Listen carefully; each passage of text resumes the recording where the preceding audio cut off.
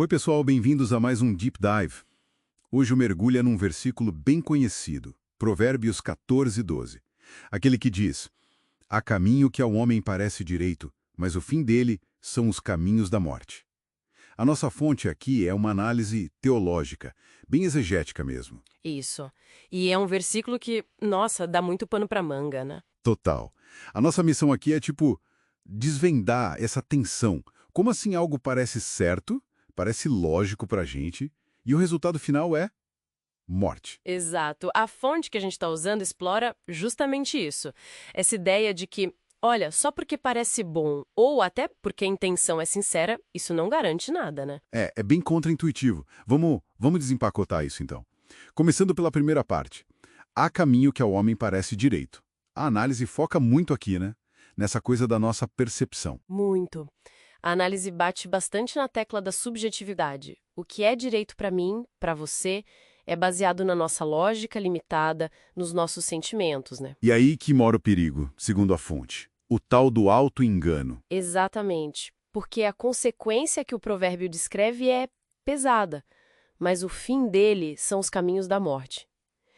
E olha, a fonte deixa bem claro, essa morte aqui não é só o fim biológico, sabe? É mais profundo. É tipo ruína espiritual, separação de Deus, que a fonte identifica como a origem da vida. Entendi. Quer dizer, então pela análise, não adianta eu achar que meu caminho é super lógico ou que minha intenção é a melhor do mundo se ele estiver desalinhado com essa verdade maior que a fonte aponta, o fim é ruim de qualquer forma, é isso. É exatamente esse o ponto nevrálgico que a análise levanta. A sinceridade, a lógica humana, elas não anulam o resultado final se o caminho em si está errado, segundo essa perspectiva. E tem até um detalhe interessante no hebraico original que a fonte explora. A palavra derech, para caminho, não é só uma rota física. Ah, é. O que mais significa? É também conduta, sabe? O curso moral, espiritual da vida de alguém. E a palavra yashar, para parece direito, Sim. normalmente é reto, justo, mas a forma verbal usada ali, segundo a exegese da fonte, sugere isso mesmo, uma percepção, algo que parece reto para a gente, mas pode não ser de verdade. É a nossa avaliação subjetiva, né? Puxa, então a charite, o fim, é o resultado final mesmo, a consequência. Imavet, morte, seria essa destruição espiritual. O oposto da vida com Deus na visão da fonte. Isso.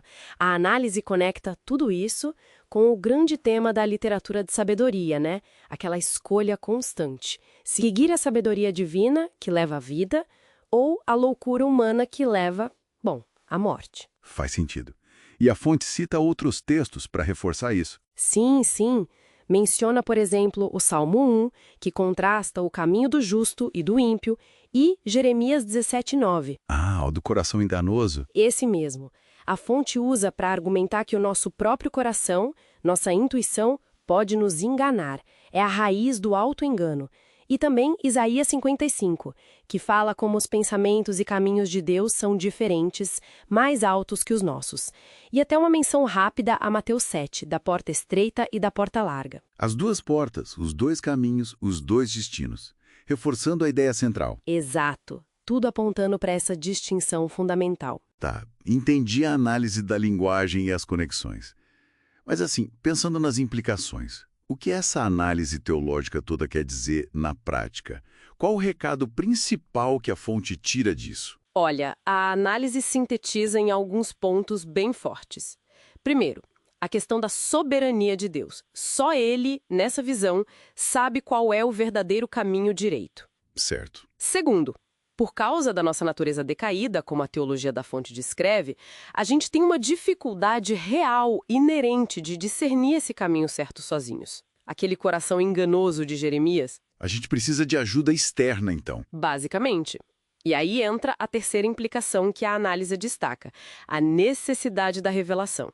A palavra de Deus para a fonte é o guia essencial, o mapa confiável para não cair nesse caminho que só parece direito. E a última implicação? É a seriedade da escolha. As decisões que a gente toma sobre qual caminho seguir, elas têm peso, têm consequências eternas segundo essa perspectiva. o provérbio funciona como um grande alerta, sabe? Um chamado para a gente desconfiar um pouco da nossa própria autonomia, especialmente quando a gente se isola dessa referência maior, que é Deus. Entendi. Então, para resumir a ideia central que essa análise traz, é um grande cuidado. Cuidado com aquilo que parece certo só para você na sua cabeça.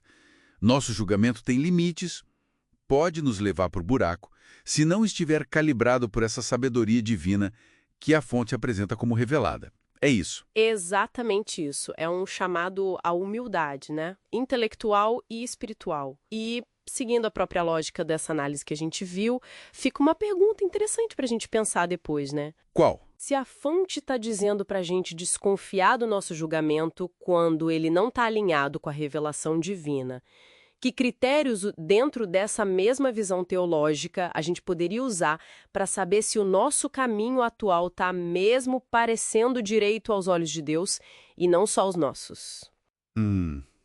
Boa pergunta.